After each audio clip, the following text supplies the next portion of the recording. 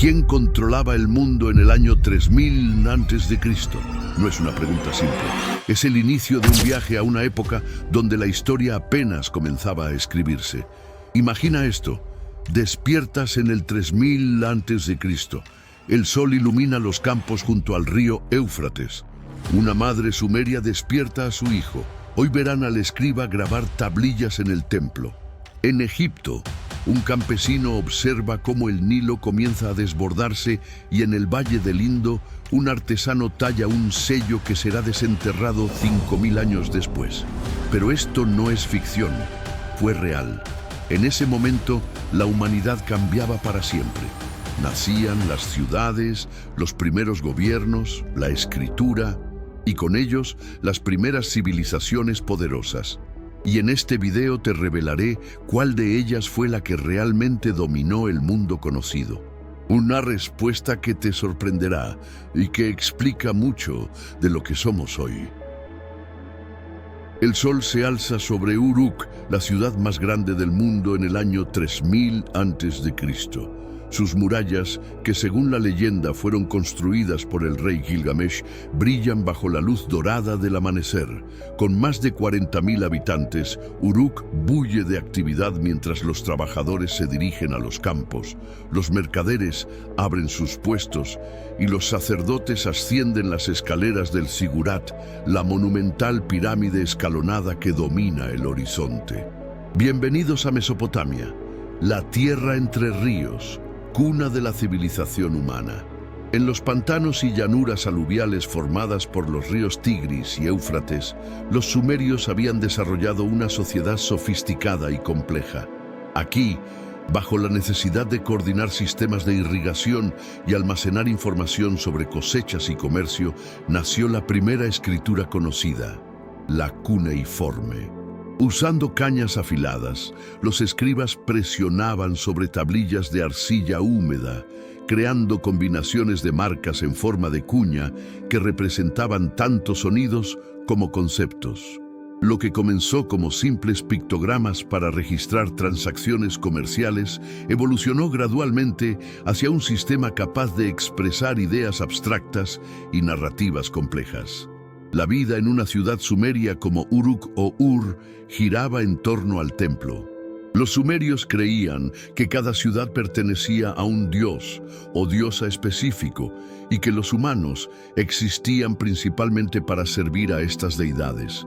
El Zigurat, una enorme estructura escalonada, elevaba el templo principal hacia el cielo, acercándolo a los dioses. En su cima, los sacerdotes realizaban rituales elaborados para asegurar buenas cosechas y protección contra desastres. La economía, la política y la religión estaban tan entrelazadas que resultaría imposible separarlas según nuestros conceptos modernos. La sociedad mesopotámica estaba estratificada, pero era dinámica. En la cima se encontraban los lugal, hombres grandes, o reyes, seguidos por sacerdotes, escribas y administradores. La mayoría de la población trabajaba como agricultores, pastores o artesanos. Incluso existía una clase media de comerciantes y profesionales. Un aspecto fascinante de esta sociedad era su sofisticación intelectual. Los escribas mesopotámicos no solo registraban transacciones comerciales, sino que calculaban áreas geométricas, predecían eclipses, componían poesía épica como la de Gilgamesh y desarrollaban códigos legales que influirían en civilizaciones posteriores. Imagina entrar en una escuela de escribas en Nippur, cerca del año 3000 a.C. Docenas de jóvenes se sientan en el suelo de tierra, cada uno con una tablilla de arcilla en su regazo. Repiten en voz alta listas de palabras, signos y números, mientras un maestro estricto supervisa su trabajo. Convertirse en escriba requería años de estudio riguroso, pero ofrecía una vía de ascenso social y prestigio. El que domina el cálamo tiene un futuro brillante, dice un proverbio sumerio. Esta valoración del conocimiento y la alfabetización estableció un precedente que resuena hasta nuestros días, convirtiendo a Mesopotamia no solo en la cuna de la civilización, sino en la primera sociedad del conocimiento. Mientras Mesopotamia florecía entre el Tigris y el Éufrates, otra gran civilización emergía a lo largo del río Nilo. El amanecer ilumina las aguas tranquilas mientras un grupo de pescadores empuja sus barcas de papiro hacia la corriente. En la orilla, agricultores con herramientas de cobre preparan los campos para la siembra, siguiendo ritmos establecidos desde tiempos inmemoriales. A lo lejos se alzan las primeras mastabas, tumbas rectangulares que pronto evolucionarían hacia las majestuosas pirámides. Estamos en Egipto, alrededor del año 3000 a.C., donde el rey Narmer acaba de unificar el Alto y el Bajo Egipto, iniciando la primera dinastía faraónica. En diferencia de los imprevisibles ríos mesopotámicos, el Nilo era confiable. Cada año, entre junio y septiembre, sus aguas crecían inundando las tierras circundantes con un limo negro y fértil. Egipto es un don del Nilo, escribiría más tarde el historiador griego Heródoto, captando perfectamente cómo este río no solo sustentaba la agricultura, sino que determinaba la visión egipcia del mundo. La previsibilidad del Nilo creaba un sentido de orden cósmico que los egipcios llamaban Ma'at, un concepto que abarcaba armonía, equilibrio, justicia y verdad. Preservar este orden era la función principal del faraón, considerado un dios viviente que mediaba entre el mundo humano y el divino. La unificación bajo el rey Narmer, también llamado Menes, marcó el inicio de una continuidad política asombrosa. Mientras Mesopotamia experimentaba constantes conflictos entre ciudades-estados rivales, Egipto desarrolló un estado centralizado y estable. La famosa Paleta de Narmer, uno de los primeros artefactos históricos egipcios, muestra al rey con la doble corona que simboliza la unión del Alto y Bajo Egipto, golpeando a un enemigo. Esta imagen establece un tema recurrente en el arte egipcio: el faraón como mantenedor del orden contra las fuerzas del caos. Junto con esta unificación política, los egipcios desarrollaron su propio sistema de escritura. Los jeroglíficos, más visuales y artísticos que la escritura cuneiforme mesopotámica, los jeroglíficos combinaban pictogramas, símbolos fonéticos y determinativos en un sistema complejo que perduraría por más de 3 milenios.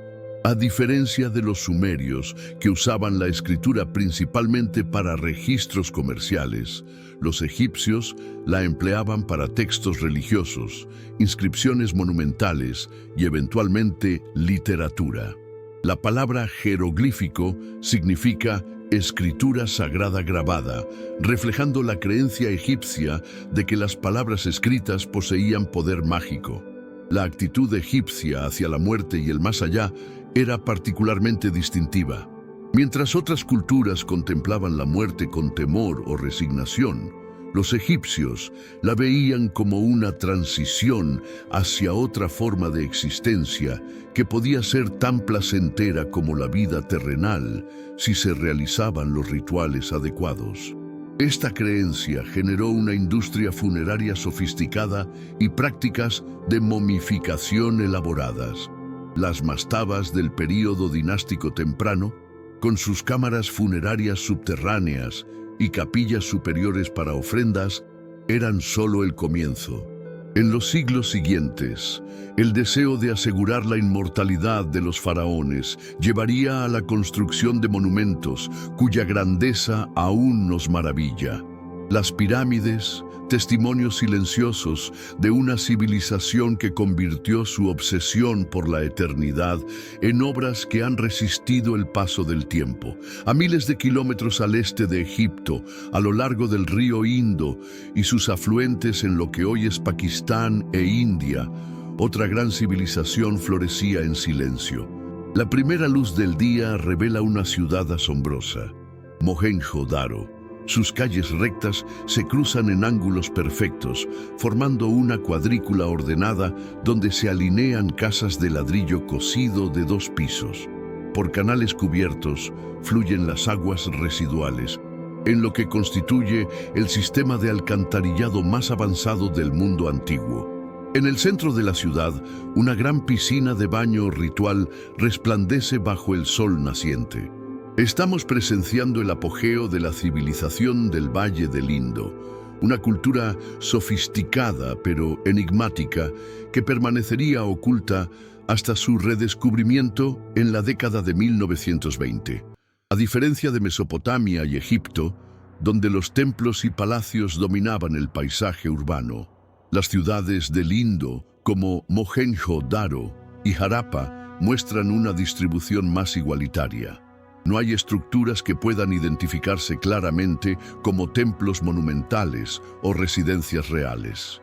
Las casas, aunque de diferentes tamaños, comparten características similares: un patio central, habitaciones alrededor y a menudo un pozo privado y baño conectado al sistema de alcantarillado municipal. Esta uniformidad arquitectónica sugiere una sociedad menos jerárquica que sus contemporáneas, aunque no tenemos textos que confirmen esta interpretación.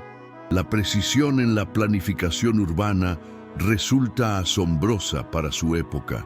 Las calles principales, algunas de hasta 10 metros de ancho, siguen orientaciones cardinales y dividen la ciudad en bloques regulares. Los ladrillos utilizados en la construcción tienen proporciones estandarizadas, indicando algún tipo de autoridad centralizada que establecía y hacía cumplir estas normas. El sistema de drenaje incluía canales principales bajo las calles, conectados a desagües domésticos y pozos de inspección para mantenimiento.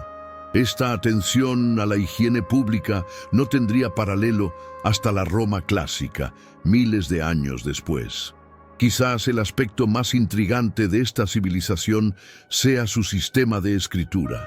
Los arqueólogos han descubierto miles de pequeños sellos, principalmente de esteatita, con inscripciones pictográficas y figuras de animales reales y míticos. Estos sellos, probablemente utilizados en transacciones comerciales, contienen alrededor de 400 signos diferentes que conforman un sistema de escritura que, a diferencia de los jeroglíficos egipcios o la escritura cuneiforme mesopotámica, permanece sin descifrar.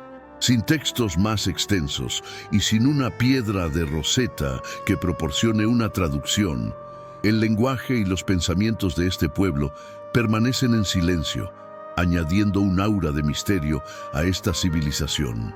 El comercio parece haber sido fundamental para la economía del Indo. Sellos harapanos se han encontrado en Mesopotamia y materiales como lapislázuli de Afganistán, jade de Asia Central, conchas del Océano Índico y oro del sur de India aparecen en excavaciones. Los pesos y medidas estandarizados descubiertos sugieren un sistema comercial regulado. Imagina un mercader en el puerto de Lothal pesando cuidadosamente piedras preciosas con pesas cúbicas perfectamente calibradas, mientras barcos cargados de mercancías atracan en un muelle de ingeniería avanzada. Esta escena, recreada a partir de evidencias arqueológicas, nos muestra una sociedad próspera y conectada con mundos distantes. ¿Qué pasó con esta extraordinaria civilización? Hacia el 1900 a.C., las grandes ciudades del Indo comenzaron a declinar. Cambios climáticos, alteraciones en el curso de los ríos, sobreexplotación ambiental o invasiones son algunas de las teorías propuestas para explicar su caída. Lo cierto es que, a diferencia de Mesopotamia y Egipto, que dejaron abundantes registros escritos e influyeron directamente en culturas posteriores, la civilización del Indo se desvaneció casi por completo de la memoria humana. Sus ciudades quedaron enterradas bajo capas de sedimento y solo en el siglo XX volvieron a la luz, recordándonos que la historia antigua aún guarda secretos por descubrir. Mientras Mesopotamia, Egipto y el Valle del Indo construían sus ciudades monumentales, en otras regiones del mundo también surgían sociedades complejas, cada una con sus características únicas. Al otro lado del planeta, en las áridas costas del Perú, una mujer envuelta en textiles coloridos camina hacia una pirámide escalonada en Caral. A más de 5.000 kilómetros de distancia, en las llanuras del norte de China, un alfarero da los últimos toques a un recipiente con intrincados diseños geométricos, característico de la cultura Yangshao. Y en Europa, bajo la luz del solsticio, druidas realizan ceremonias en el recién construido círculo de piedras de Stonehenge. El año 3000 a.C. vio florecer múltiples focos de civilización, demostrando que el impulso humano hacia la complejidad social era universal, aunque se manifestara de formas diversas. En América, la civilización Norte Chico, también llamada Caral Supe, emergía en la costa desértica del Perú como la sociedad compleja más antigua del continente. Sin cerámica y con uso limitado de arte visual, esta cultura se distinguía por su arquitectura monumental. En Caral, su centro principal, 6 grandes pirámides escalonadas, plazas circulares hundidas y complejos residenciales, evidencian una sociedad organizada capaz de movilizar grandes cantidades de mano de obra. Lo más sorprendente es que este desarrollo ocurría sin muchas de las tecnologías consideradas fundamentales para otras civilizaciones. ¿Cómo lograron construir estructuras tan impresionantes?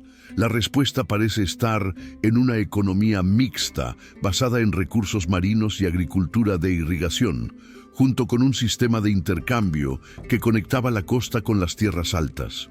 En el este de Asia, las llanuras a lo largo del río Amarillo veían el desarrollo de sociedades agrícolas avanzadas que sentarían las bases para la futura civilización china.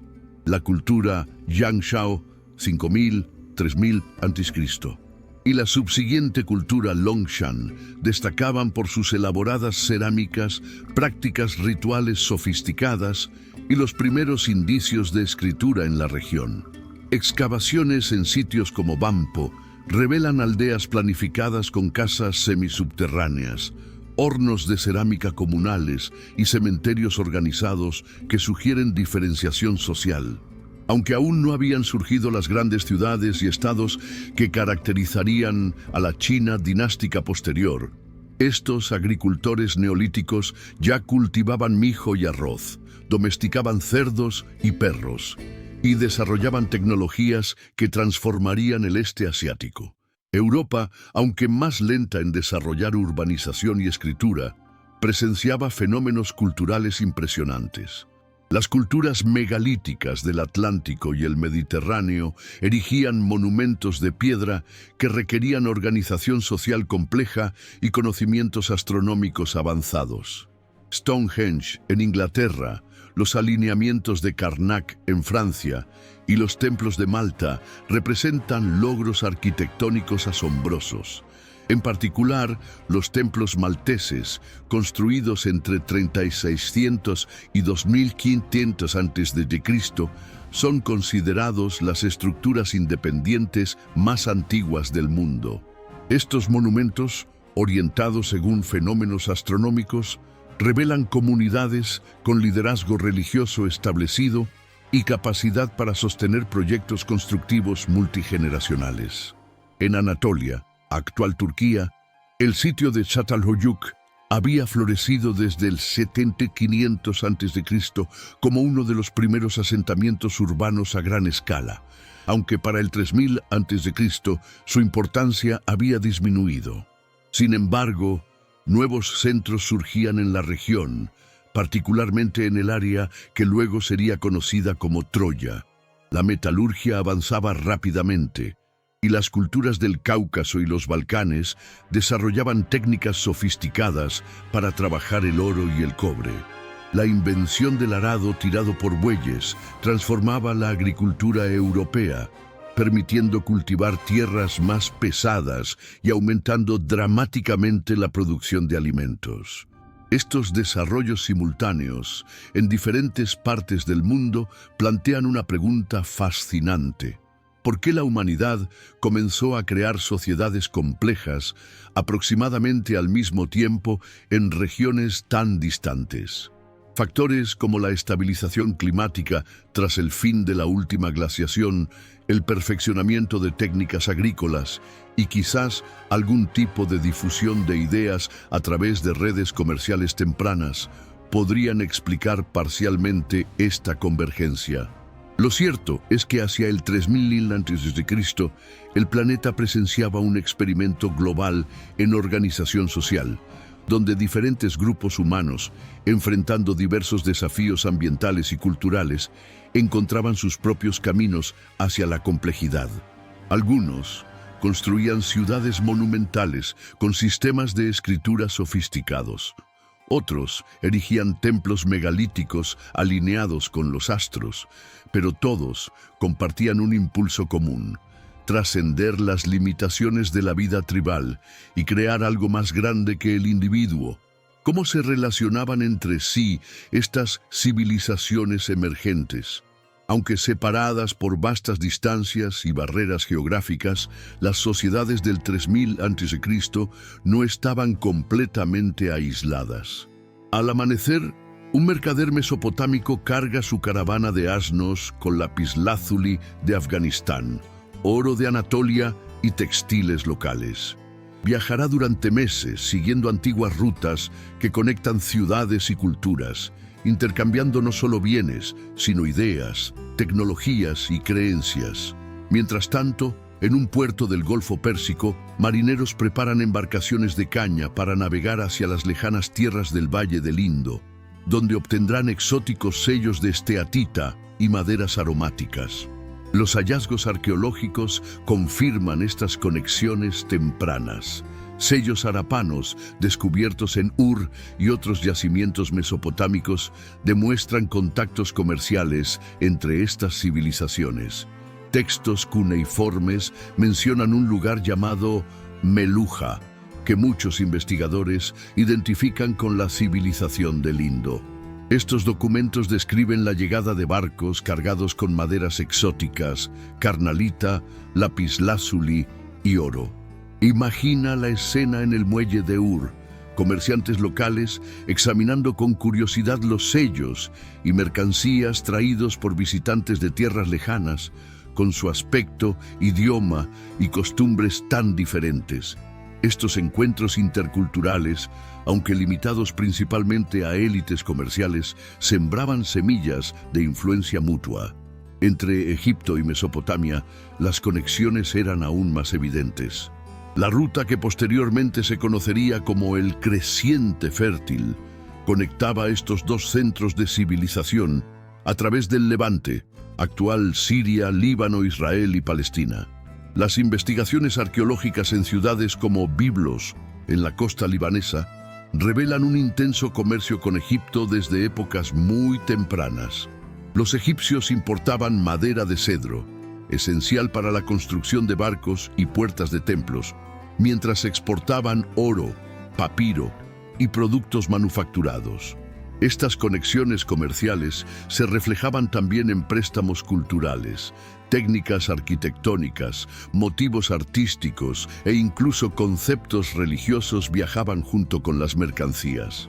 Sin embargo, donde había contacto, inevitablemente surgía también el conflicto. En Mesopotamia, las ciudades-estado sumerias competían ferozmente por recursos limitados, especialmente agua para irrigación.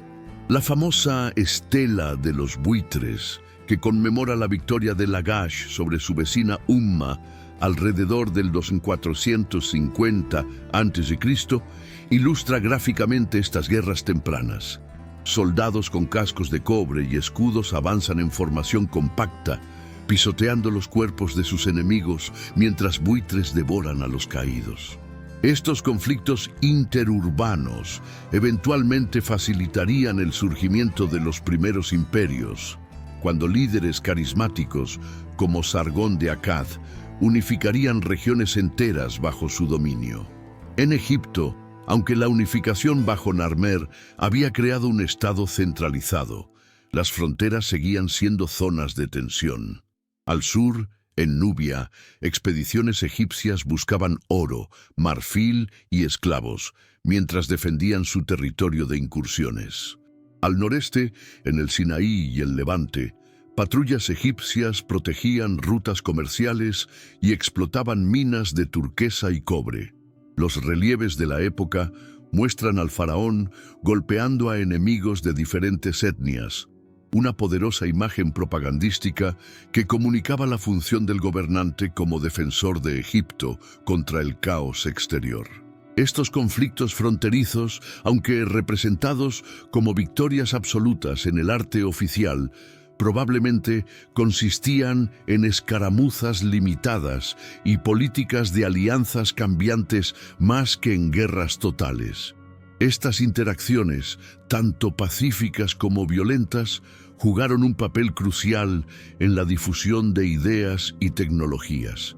La metalurgia del bronce, que revolucionaría herramientas y armamento, se propagó gradualmente desde sus centros de origen.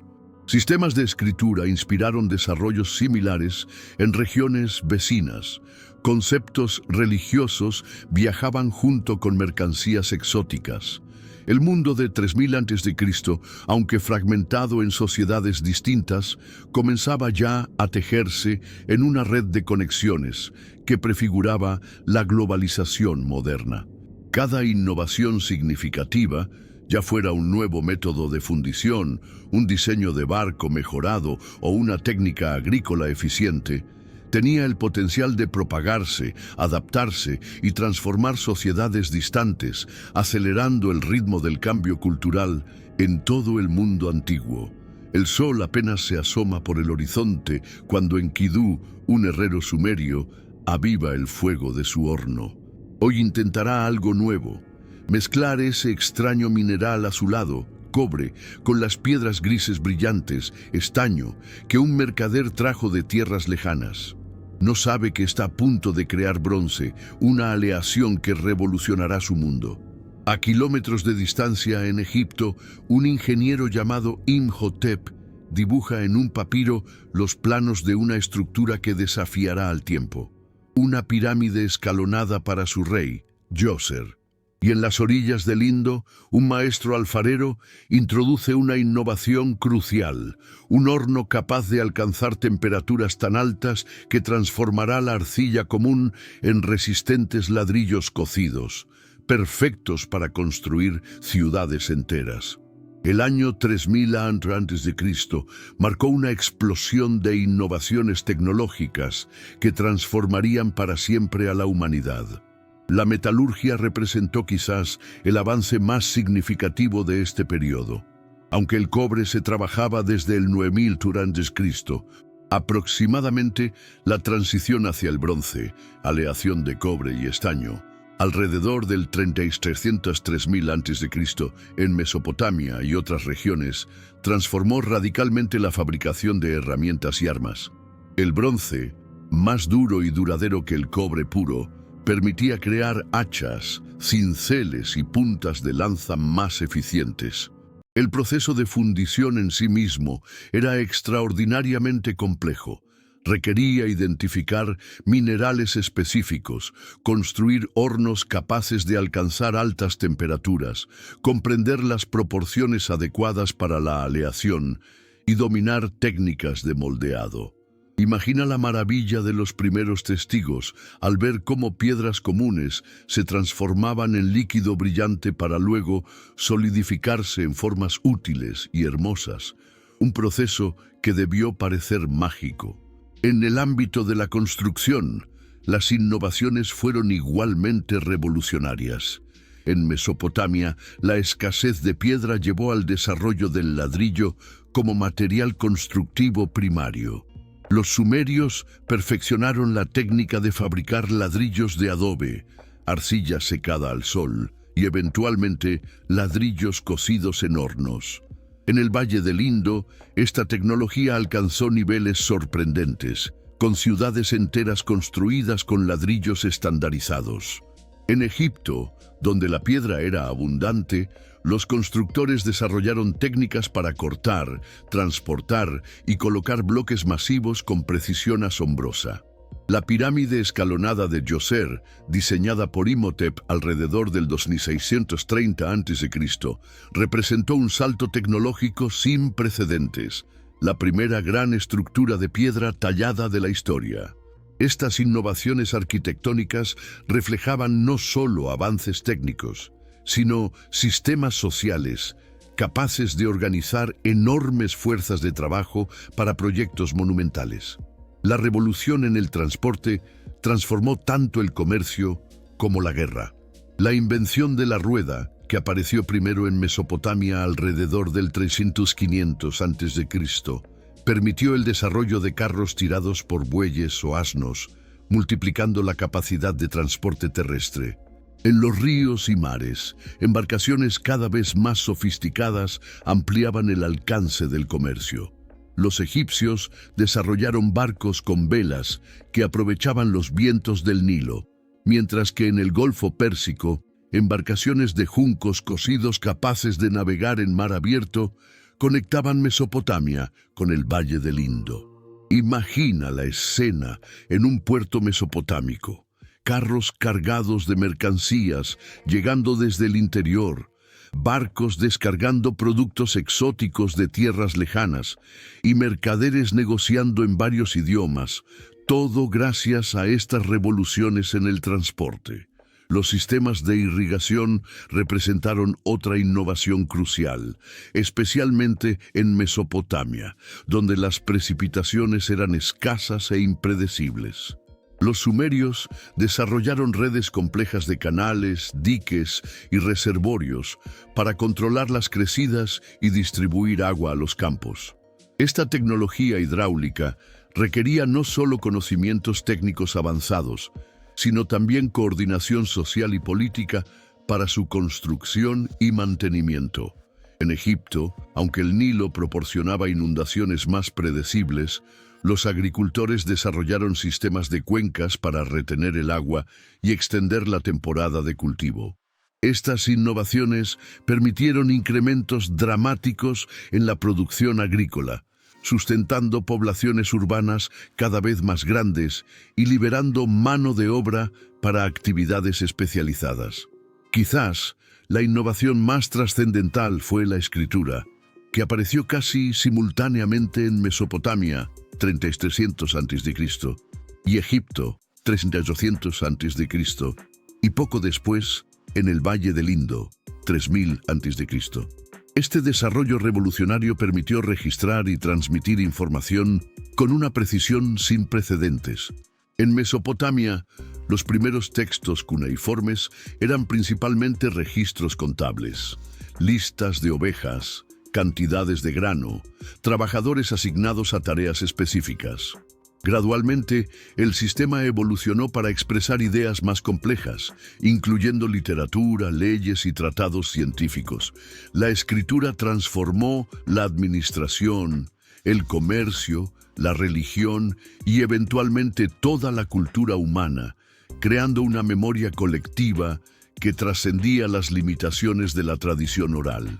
Mientras observamos a un joven aprendiz de escriba en una escuela sumeria, practicando laboriosamente signos cuneiformes en su tablilla de arcilla, presenciamos el nacimiento de una tecnología que continúa definiendo nuestra civilización. La capacidad de capturar el pensamiento humano en forma tangible y transmitirlo a través del tiempo y el espacio.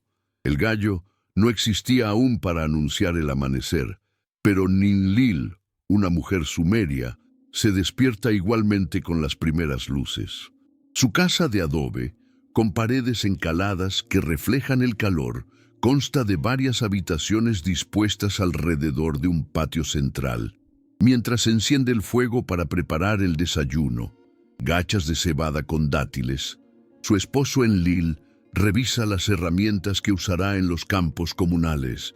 Sus hijos mayores ya se preparan para sus tareas. Uno aprende el oficio de alfarero, la otra ayuda a moler grano. La vida en el año 3000 a.C. seguía ritmos ancestrales, pero en las primeras ciudades surgían nuevas formas de existencia que transformarían para siempre la experiencia humana. La alimentación constituía una preocupación central en la vida cotidiana. En Mesopotamia, la dieta básica consistía en pan de cebada, complementado con cerveza, una bebida nutritiva y más segura que el agua sin tratar, cebollas, ajos, lentejas y ocasionalmente pescado o carne de oveja. Los más afortunados disfrutaban de dátiles, granadas y uvas.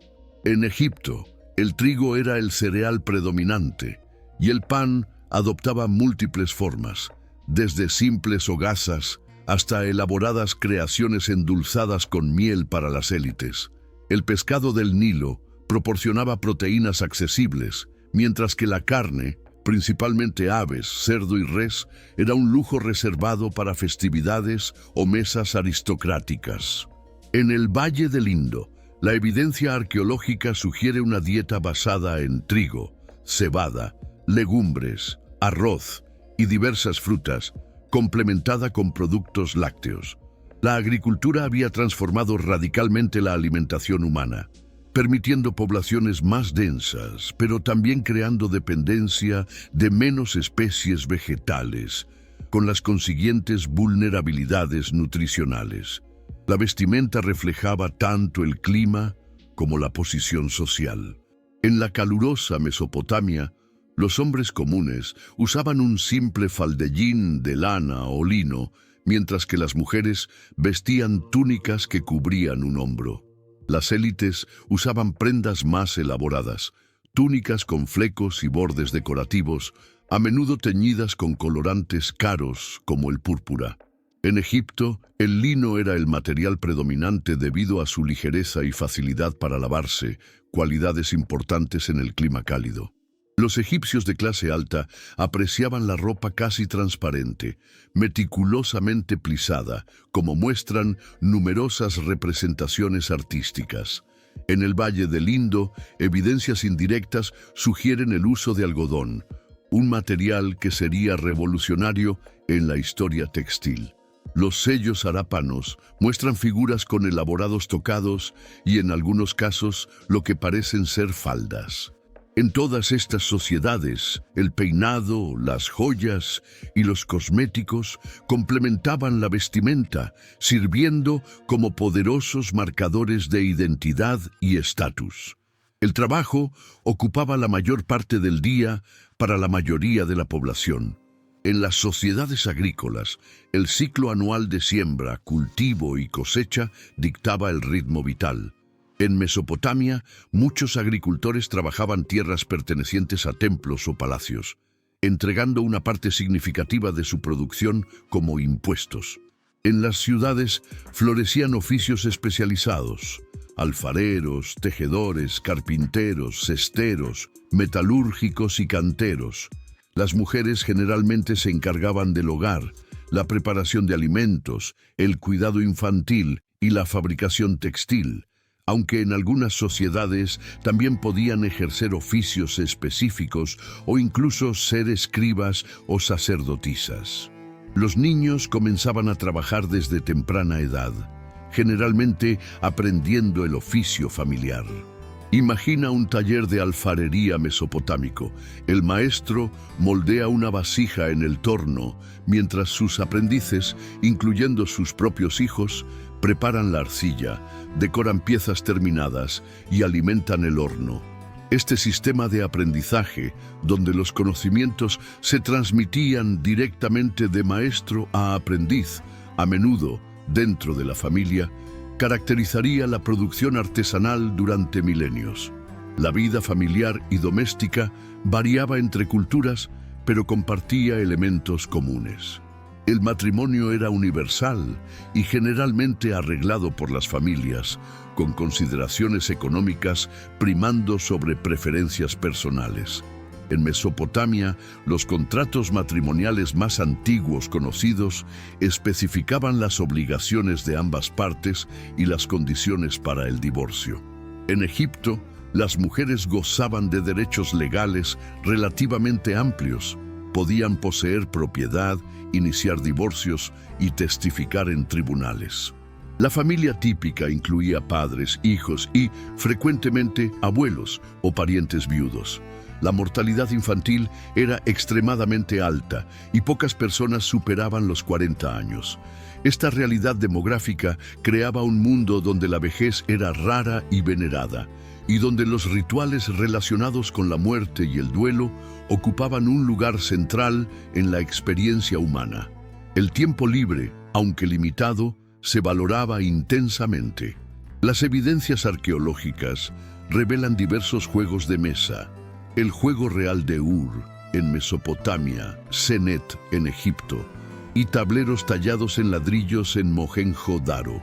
La música acompañaba tanto celebraciones como rituales religiosos, con instrumentos como arpas, liras, flautas y tambores representados en el arte de la época. Las festividades religiosas ofrecían oportunidades para el entretenimiento comunal, con procesiones, danzas y banquetes.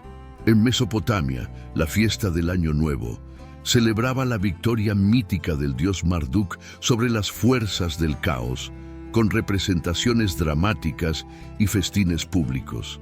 En Egipto, festivales como el de Opet en Tebas involucraban procesiones fluviales de estatuas divinas, acompañadas de música, danza y distribución de alimentos.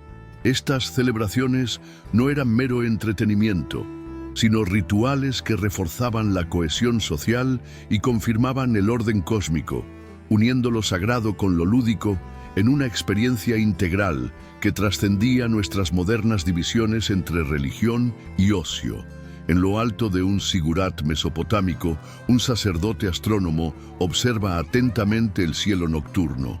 Ha estado registrando meticulosamente la posición de Venus durante meses, buscando patrones que revelen la voluntad de la diosa Inanna.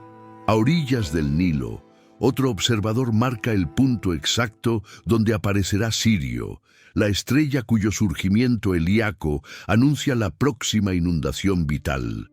Y en un círculo de piedras en la lejana Bretaña, druidas aguardan el amanecer del solsticio, cuando los primeros rayos solares iluminarán precisamente el centro del monumento. En el mundo de 3000 a.C., el cielo no era meramente un espectáculo de belleza, sino un calendario, un mapa, un oráculo y una manifestación de poder divino. La astronomía, quizás la más antigua de las ciencias, nació de necesidades prácticas: predecir estaciones para la agricultura, establecer calendarios para organizar la vida social y orientar templos hacia puntos cardinales o alineaciones celestes significativas. En Mesopotamia, observaciones sistemáticas del cielo comenzaron al menos desde el 3000 a.C., inicialmente registradas en tablillas de arcilla con escritura cuneiforme. Los astrónomos sumerios y posteriormente babilonios identificaron los 5 planetas visibles, les asignaron deidades correspondientes y rastrearon sus movimientos con creciente precisión. Venus, asociada con la diosa Inanna Ishtar, recibía especial atención. Textos como el Enuma Anu Enlil compilarían siglos de observaciones astronómicas, interpretándolas como presagios que afectaban al Estado y al gobernante. En Egipto, la astronomía estaba íntimamente ligada al calendario y a la religión. El surgimiento helíaco de Sirio, su primera aparición antes del amanecer tras un período de invisibilidad, coincidía aproximadamente con el inicio de la inundación anual del Nilo, evento crucial para la agricultura egipcia. Este fenómeno marcaba el comienzo del año egipcio, dividido en 3 estaciones de 4 meses: inundación, Aket, siembra, Peret, y cosecha, Shemu. Cada mes constaba de 30 días, con 5 días adicionales al final del año dedicados a celebraciones de deidades específicas. Los egipcios también desarrollaron un sofisticado sistema de relojes de estrellas, listas de estrellas cuya posición en el cielo indicaba las horas de la noche, esencial para los rituales nocturnos en templos. El techo astronómico de la tumba de Senenmut, aunque posterior a nuestro periodo, ilustra magistralmente la sofisticación de la astronomía egipcia, con representaciones precisas de constelaciones y decanos estelares. Los monumentos megalíticos europeos, como Stonehenge en Inglaterra y Newgrange en Irlanda, revelan un conocimiento astronómico sorprendentemente avanzado en sociedades sin escritura. Stonehenge, cuya primera fase data aproximadamente del 3100 a.C., presenta alineaciones con los solsticios de verano e invierno. En el solsticio de verano, el sol sale precisamente sobre la piedra del talón, cuando se observa desde el centro del círculo. Newgrange, construido alrededor del 3200 a.C., presenta un pasaje alineado de tal manera que durante el solsticio de invierno, un rayo de luz penetra hasta la cámara central, iluminándola durante unos 17 minutos. Estos monumentos no eran simplemente observatorios, sino complejos religiosos, donde el conocimiento astronómico servía a propósitos rituales, probablemente relacionados con ciclos agrícolas y festividades estacionales. La creación de calendarios representó uno de los mayores logros intelectuales de estas civilizaciones tempranas. El calendario babilónico, basado en ciclos lunares, requería intercalar meses adicionales periódicamente para sincronizarlo con el año solar. El calendario egipcio de 365 días, aunque desfasado aproximadamente un cuarto de día cada año respecto al año trópico verdadero, proporcionaba un marco estable para la administración estatal. La capacidad de medir y predecir el tiempo transformó radicalmente la organización social. Imagina la escena en un templo egipcio, donde sacerdotes consultan papiros con tablas astronómicas para determinar la fecha exacta de un festival religioso, mientras coordinan con oficiales administrativos que necesitan esta información para organizar la recolección de impuestos o la movilización de trabajadores para proyectos estatales. Los conocimientos astronómicos influían profundamente en la arquitectura religiosa. En Egipto, muchos templos estaban orientados astronómicamente, como el gran templo de Amón en Karnak, alineado para capturar los rayos del sol durante solsticios específicos. En Mesopotamia, los sigurates generalmente se orientaban según los puntos cardinales, con sus caras alineadas con precisión a los 4 vientos.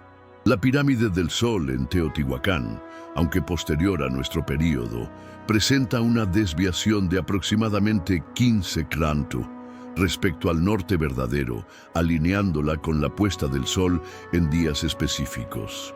Estas orientaciones no eran casuales, sino resultado de observaciones precisas y cálculos complejos, integrados con cosmologías religiosas. El cielo y la tierra se concebían como reflejos mutuos. Lo que ocurría arriba afectaba lo de abajo, y los templos servían como puntos de conexión entre estos reinos, alineados para canalizar las energías cósmicas en beneficio de la comunidad. El sol apenas comienza a iluminar el horizonte cuando Puabi, sacerdotisa sumeria de alto rango, se prepara para los rituales matutinos en el templo de Inanna. Sus sirvientas la visten con elaboradas túnicas ceremoniales y colocan sobre su cabeza una pesada corona de oro.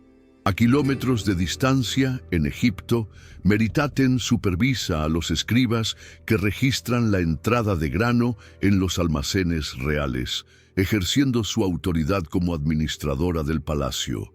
Mientras tanto, en una aldea del Valle del Indo, Priya, una alfarera experta, moldea vasijas decoradas con intrincados diseños que serán intercambiadas con mercaderes de tierras lejanas. Estas tres mujeres, aunque ficticias, representan realidades históricas documentadas. El papel de las mujeres en las primeras civilizaciones era complejo, variado y frecuentemente más significativo de lo que asumimos desde nuestra perspectiva moderna. En Mesopotamia, la situación de las mujeres experimentó cambios importantes con el desarrollo de sociedades urbanas y estados centralizados. En el período Uruk temprano, 4300 a.C., evidencias arqueológicas sugieren relativa igualdad entre géneros, con mujeres participando activamente en la producción artesanal y la administración de propiedades. Impresiones de sellos muestran figuras femeninas en posiciones de autoridad. Sin embargo, hacia el 3000 a.C., con la institucionalización del poder político y religioso, comenzó a establecerse una jerarquía de género más pronunciada. Los códigos legales sumerios posteriores, como el de Ur-Nammu c. 2100 a.C., aunque otorgaban ciertos derechos a las mujeres, protección contra abusos, compensación en caso de divorcio injustificado, también reflejaban una sociedad cada vez más patriarcal. No obstante, las mujeres de élite podían alcanzar posiciones significativas, especialmente en el ámbito religioso. La fascinante tumba de Puabi en el cementerio real de Ur, c. 2600 a.C., revela el estatus excepcional de esta mujer, enterrada con tesoros asombrosos y acompañantes sacrificados, probablemente como alta sacerdotisa o incluso gobernante por derecho propio. El Egipto antiguo presenta un caso particularmente interesante. Las mujeres egipcias gozaban de derechos legales notables. Podían poseer y administrar propiedades, iniciar divorcios, testificar en tribunales y firmar contratos. Los matrimonios se basaban en acuerdos entre iguales, no en la subordinación legal de la esposa. Esta relativa igualdad legal se reflejaba en el arte egipcio, donde marido y mujer frecuentemente aparecen representados del mismo tamaño, indicando estatus comparable, a diferencia del arte mesopotámico, donde las figuras masculinas dominan visualmente.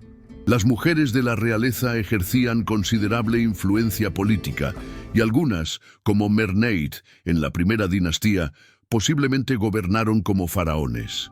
La importancia de las diosas en el panteón egipcio, Isis, Hathor, Maat, Sekhmet, reforzaba la valoración social de lo femenino. Imagina a una mujer egipcia de clase media dirigiéndose a un tribunal con confianza para resolver una disputa de propiedad, sabiendo que la ley reconocía su derecho a ser escuchada, una situación extraordinaria para la época. En el Valle del Indo, la escasez de textos descifrables dificulta conocer con precisión el estatus de las mujeres. Sin embargo, las evidencias arqueológicas ofrecen indicios fascinantes. Figurillas femeninas abundan en las excavaciones, algunas con elaborados tocados y joyas, sugiriendo posibles roles rituales o de autoridad. La uniformidad de las viviendas en ciudades como Mohenjo-Daro, sin palacios evidentes ni segregación marcada entre zonas ricas y pobres, podría indicar una sociedad relativamente igualitaria, incluyendo las relaciones de género. Numerosos sellos muestran figuras femeninas participando en ceremonias, y la presencia de baños en casi todas las casas sugiere atención a la higiene personal para ambos sexos. La cultura material arapana incluye abundantes joyas y ornamentos usados, probablemente por mujeres, indicando acceso a bienes de lujo. Aunque estas observaciones no permiten conclusiones definitivas, sugieren una sociedad donde las mujeres podrían haber disfrutado de considerable autonomía y reconocimiento social. La maternidad constituía un aspecto central de la identidad femenina en todas estas civilizaciones, pero no era el único. Figurillas de diosas madre abundan en contextos arqueológicos, reflejando la sacralización de la fertilidad femenina. Sin embargo, el registro histórico también documenta mujeres ejerciendo como cerveceras, tejedoras, panaderas, comerciantes, sacerdotisas, músicas, parteras y curanderas. En Mesopotamia, documentos administrativos mencionan equipos de trabajadoras textiles empleadas por templos y palacios. En Egipto, inscripciones funerarias honran a mujeres por sus logros como administradoras de propiedades o supervisoras de personal. Estas funciones económicas otorgaban a las mujeres cierta independencia y reconocimiento social. Paradójicamente, las primeras sociedades urbanas, aunque establecieron divisiones de género más rígidas en algunos aspectos, también crearon espacios para la especialización femenina en determinados oficios y roles sociales. La religión ofrecía a las mujeres oportunidades significativas para ejercer autoridad e influencia. En Mesopotamia, sacerdotisas del templo de Inanna Ishtar, como las famosas Entú, ocupaban posiciones de extraordinario prestigio. En Egipto, mujeres de la élite servían como esposas del dios o sacerdotisas de deidades como Hathor, roles que combinaban autoridad religiosa con influencia política y económica. Estas funciones religiosas femeninas no eran meros apéndices del poder masculino, sino instituciones con autoridad propia y considerable influencia social. Una sacerdotisa de alto rango en Ur o Uruk dirigía numeroso personal, administraba propiedades extensas y participaba en rituales fundamentales para la legitimidad del Estado.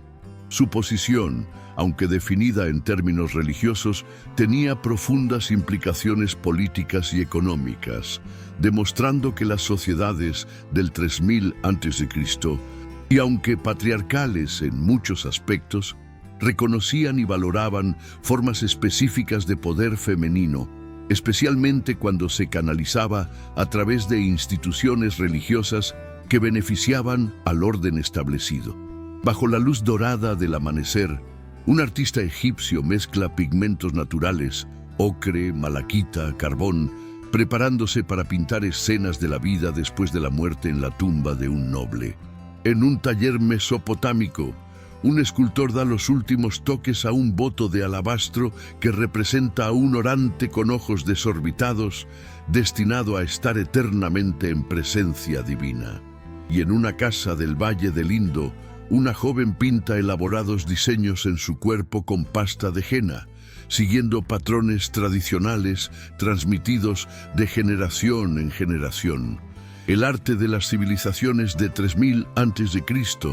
no era meramente decorativo, sino una expresión profunda de identidad cultural, creencias religiosas y estructuras sociales, un lenguaje visual que continúa comunicándose con nosotros a través de milenios. La arquitectura monumental constituyó quizás la expresión artística más impresionante de estas primeras civilizaciones. En Mesopotamia, los zigurates, enormes estructuras escalonadas de ladrillo, dominaban el paisaje urbano, elevando templos hacia el cielo. El gran zigurat de Ur, aunque reconstruido posteriormente, ejemplifica esta forma arquitectónica. Una serie de terrazas superpuestas con escaleras exteriores, culminando en un santuario dedicado al dios lunar Nana. En Egipto, la evolución de las tumbas reales desde las mastabas, estructuras rectangulares de adobe con cámaras subterráneas, hasta las pirámides demuestra un dominio creciente de la ingeniería monumental. La pirámide escalonada de Djoser en Saqqara, diseñada por Imhotep alrededor del 630 a.C., marcó un hito revolucionario, la primera gran estructura de piedra tallada. En el Valle del Indo, ciudades como Mohenjo-Daro presentaban una arquitectura más utilitaria pero igualmente impresionante, con calles perfectamente alineadas, sistemas de drenaje avanzados y edificios públicos como el Gran Baño, cuya función exacta sigue siendo objeto de debate académico. Estas diversas tradiciones arquitectónicas compartían un propósito común: manifestar visiblemente el poder, ya fuera religioso, político o social, creando espacios que inspiraban asombro y reforzaban jerarquías establecidas. La escultura y el relieve desarrollaron estilos distintivos en cada región. En Mesopotamia, estatuas votivas con ojos extremadamente grandes, destinadas a representar adoradores perpetuos ante los dioses, constituyen un género característico. La estela de los buitres y el estandarte de Ur ilustran la maestría sumeria en la narrativa visual, con escenas de batalla y celebración organizadas en registros horizontales. En Egipto, los cánones artísticos establecidos tempranamente perdurarían por milenios. Figuras representadas con cabeza y piernas de perfil pero torso frontal, tamaño proporcional a la importancia social y estricta adherencia a convenciones que privilegiaban la claridad conceptual sobre el realismo visual. La paleta de Narmer, que conmemora la unificación de Egipto alrededor del 300 a.C., ejemplifica estos principios. En el Valle del Indo, sellos de esteatita finamente tallados con unicornios, toros y figuras entronizadas representan un arte miniaturista de extraordinaria precisión técnica. Estas diversas tradiciones escultóricas, aunque estilísticamente diferentes, compartían un carácter simbólico más que naturalista, transmitiendo significados religiosos y políticos a través de convenciones visuales específicas. La cerámica y las artes decorativas revelan tanto la vida cotidiana como las preocupaciones estéticas de estas sociedades.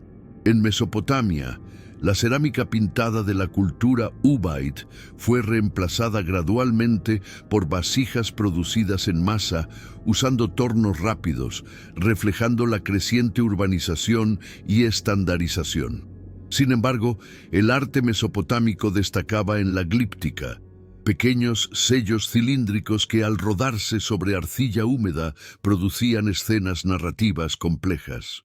En Egipto, la cerámica predinástica con diseños de barcas, animales y figuras humanas estilizadas evolucionó hacia formas más estandarizadas, mientras las artes decorativas florecían en objetos de lujo como joyería, mobiliario y cosméticos.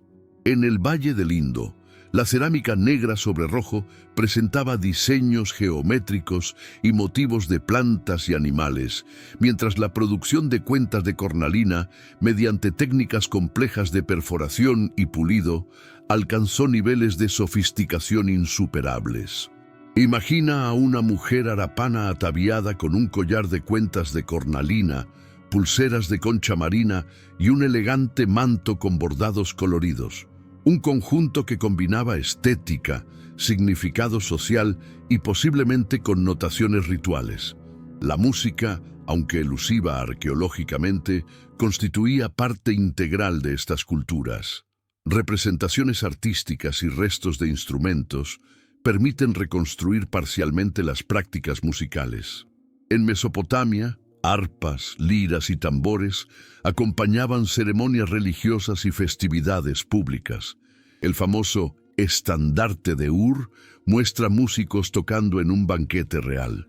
En Egipto, sistros, instrumentos de percusión, flautas, arpas y laúdes aparecen frecuentemente en pinturas funerarias, indicando que la música acompañaba tanto rituales como entretenimiento cotidiano. Aunque carecemos de notación musical de este periodo, textos posteriores sugieren que existían sistemas teóricos sofisticados. La música no era meramente entretenimiento, sino un componente esencial de rituales religiosos, con himnos específicos para diferentes deidades y ocasiones.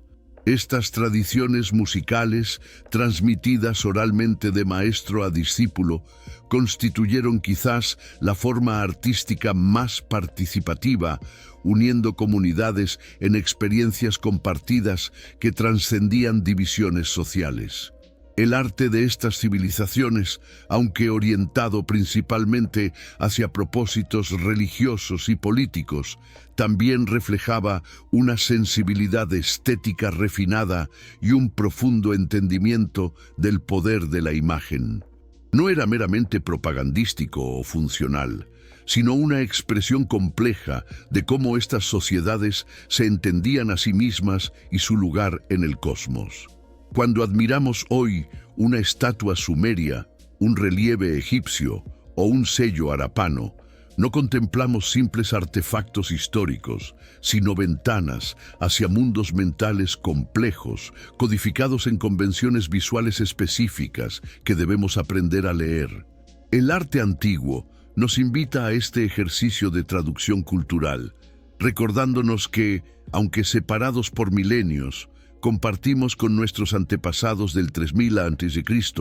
la capacidad humana fundamental de crear significado a través de la forma, el color y la composición, transformando materiales simples en vehículos de expresión que trascienden el tiempo. Mientras el sol se pone sobre las antiguas tierras de Mesopotamia, Egipto y el Valle del Indo, es momento de reflexionar sobre la pregunta que inició nuestro viaje. ¿Qué civilización dominaba el mundo en el año 3000 a.C.? La respuesta, como hemos descubierto, no es simple ni directa. Ninguna de estas culturas dominaba el mundo en el sentido moderno del término.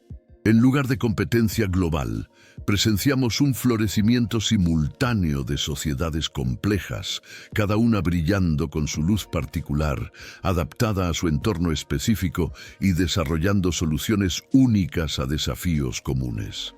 El legado de Mesopotamia perdura en numerosos ámbitos de nuestra experiencia contemporánea. Su sistema de escritura cuneiforme representa el primer intento exitoso de la humanidad por registrar sistemáticamente el lenguaje, inaugurando la era de la información documentada. Aunque eventualmente reemplazada por el alfabeto, la escritura cuneiforme preservó conocimientos acumulados durante milenios, desde transacciones comerciales hasta composiciones literarias sofisticadas como la Epopeya de Gilgamesh. Los sistemas legales mesopotámicos, culminando en el famoso Código de Hammurabi, aunque posterior a nuestro período, establecieron principios fundamentales que influirían en tradiciones jurídicas posteriores. Innovaciones tecnológicas como la rueda, el arado, técnicas avanzadas de irrigación y la metalurgia del bronce transformaron radicalmente las capacidades humanas. Incluso nuestra medición del tiempo, horas de 60 minutos, minutos de 60 segundos, deriva del sistema numérico sexagesimal sumerio. Imagina usar tu reloj moderno y realizar que su estructura fundamental fue concebida por matemáticos que vivieron hace 5000 años a orillas del Éufrates. Egipto nos legó una visión monumental de la arquitectura y una concepción trascendente de la existencia humana. Las pirámides, construidas con precisión asombrosa utilizando herramientas relativamente simples, continúan inspirando admiración y debates científicos. El arte egipcio, con su combinación única de realismo y estilización, estableció convenciones visuales que influirían en tradiciones artísticas mediterráneas durante milenios. Su sofisticada cosmología, centrada en conceptos como Ma'at, orden, justicia cósmica, y Ka, fuerza vital, ofreció respuestas profundas a cuestiones existenciales que siguen resonando hoy. Los antiguos egipcios fueron quizás los primeros en articular sistemáticamente la idea de inmortalidad personal, desarrollando prácticas funerarias elaboradas diseñadas para asegurar la continuidad del individuo más allá de la muerte física. Esta preocupación por trascender la mortalidad, expresada en monumentos que han sobrevivido milenios, refleja una profunda meditación sobre la condición humana y nuestro lugar en el cosmos. La civilización del Valle del Indo, aunque menos conocida debido a su escritura indescifrada, nos legó lecciones igualmente valiosas.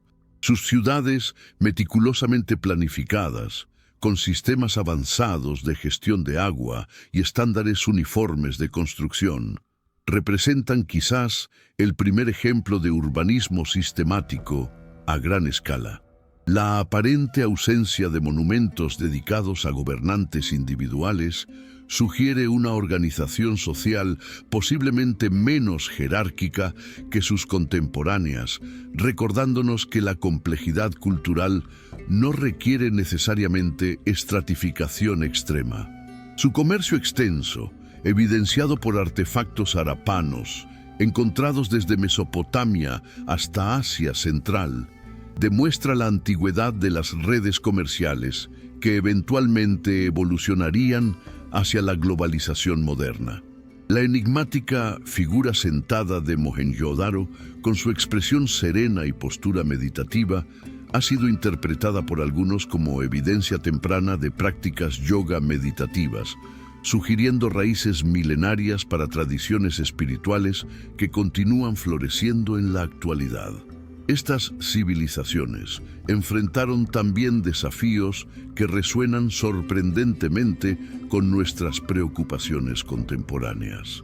La gestión sostenible de recursos hídricos era crucial en Mesopotamia y el Valle del Indo, donde sistemas complejos de irrigación permitieron la agricultura intensiva, pero también crearon vulnerabilidades. La salinización gradual del suelo, resultante de técnicas de irrigación que no permitían suficiente drenaje, eventualmente redujo la fertilidad en partes de Mesopotamia, contribuyendo al declive de algunas ciudades. Este colapso ambiental temprano nos recuerda que la sostenibilidad no es meramente una preocupación moderna.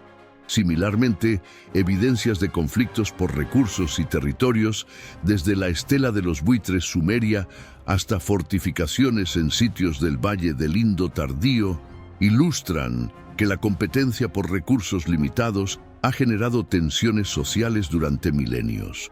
Sin embargo, también encontramos ejemplos inspiradores de cooperación a gran escala, como los proyectos hidráulicos mesopotámicos o la construcción de pirámides egipcias, que requerían coordinación social sofisticada y visión a largo plazo. ¿Qué lecciones podemos extraer de este viaje a través de las civilizaciones de 3000 a.C.? Quizás la más evidente sea la extraordinaria capacidad humana para adaptación e innovación.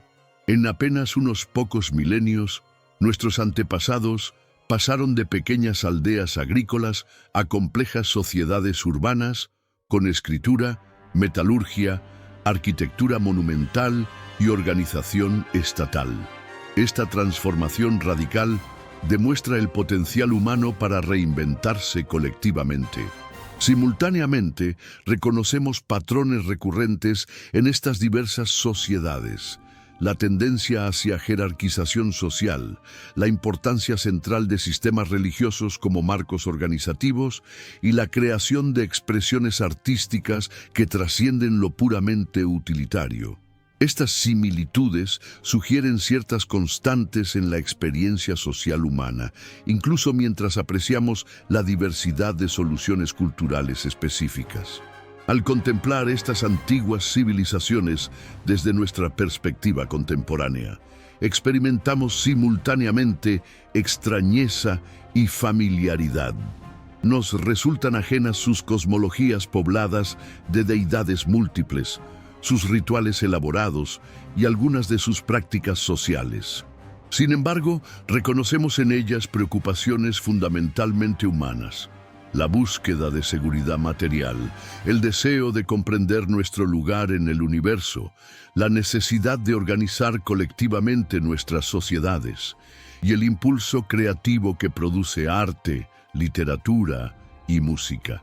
Esta combinación de diferencia y semejanza nos invita a un ejercicio de humildad histórica, reconocer tanto la especificidad de nuestro momento presente como nuestra conexión con un continuum humano que se extiende miles de años hacia el pasado. Las primeras civilizaciones nos recuerdan que nuestra propia sociedad global, con todas sus maravillas tecnológicas y complejidades institucionales, es también un momento transitorio en una historia en desarrollo. Las pirámides de Giza, el Zigurat de Ur y las calles perfectamente alineadas de Mohenjo-Daro nos invitan a considerar qué legado estamos creando para quienes nos contemplarán dentro de 5000 años. El año 3000 a.C. marcó un punto de inflexión en la experiencia humana, cuando nuestros antepasados comenzaron a construir sociedades cuya escala y complejidad trascendían radicalmente lo que había sido posible anteriormente. Hoy nos encontramos en otro punto de inflexión, enfrentando desafíos globales que requieren cooperación sin precedentes. Las civilizaciones antiguas, con sus logros monumentales y sus eventuales colapsos, nos ofrecen tanto inspiración como advertencia mientras navegamos nuestro propio momento histórico crucial. Regresemos a nuestra pregunta inicial. ¿Qué civilización dominaba el mundo en el año 3000 a.C.? Ahora podemos responder con mayor perspectiva. Ninguna lo hacía completamente y todas contribuían significativamente al desarrollo humano. Mesopotamia brillaba con su innovación urbana, sistemas de escritura y avances tecnológicos. Egipto impresionaba con su continuidad política, monumentalidad arquitectónica y sofisticación artística. El Valle del Indo sobresalía por su planificación urbana, ingeniería hidráulica y aparente organización social menos estratificada. Otras regiones como China, Perú y Europa desarrollaban sus propias formas de complejidad cultural, estableciendo fundamentos para futuras civilizaciones. Este mundo de múltiples centros, cada uno desarrollándose según su propio ritmo y carácter, ofrece un modelo instructivo para nuestra época globalizada. Nos recuerda que la civilización humana nunca ha sido monolítica ni ha seguido una trayectoria única. La diversidad de soluciones culturales que nuestros antepasados desarrollaron para desafíos similares constituye un tesoro de sabiduría acumulada, un repositorio de posibilidades alternativas que pueden inspirarnos mientras enfrentamos nuestros propios retos contemporáneos. Cuando contemplamos los restos de estas antiguas sociedades, un zigurat erosionado por vientos milenarios, jeroglíficos que narran triunfos de faraones olvidados, calles silenciosas de ciudades abandonadas del Indo, experimentamos simultáneamente la fragilidad y la resistencia de la creación humana. Civilizaciones que parecían eternas a sus habitantes eventualmente se desvanecieron, pero aspectos de su legado perduran en nuestros calendarios, escritura, tecnologías, instituciones y conceptos espirituales. El verdadero legado de las civilizaciones de 3000 a.C. no reside únicamente en monumentos específicos o invenciones particulares, sino en la demostración del potencial humano para la organización colectiva y la creación cultural. Nos enseñan que los humanos, trabajando juntos con propósito compartido, pueden transformar radicalmente su realidad. Esta lección, quizás más que cualquier artefacto individual, constituye su regalo más valioso para nosotros, habitantes de un mundo que enfrenta desafíos que requieren precisamente esa capacidad para reimaginar y reconstruir colectivamente nuestro futuro compartido. Al concluir nuestro viaje por las civilizaciones de 3000 a.C., nos despedimos de Enkidu, el herrero sumerio, Meritaten, la administradora egipcia, y Priya, la alfarera del Indo.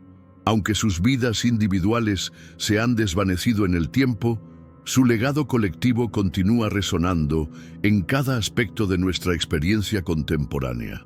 Somos, en muchos sentidos, herederos de su ingenio, creatividad y visión. Y mientras contemplamos las estrellas que ellos también observaron, quizás podemos sentir momentáneamente la continuidad esencial de la experiencia humana, un hilo que conecta a aquellos primeros constructores de civilización con nuestros propios esfuerzos por crear un mundo más justo, sostenible y bello.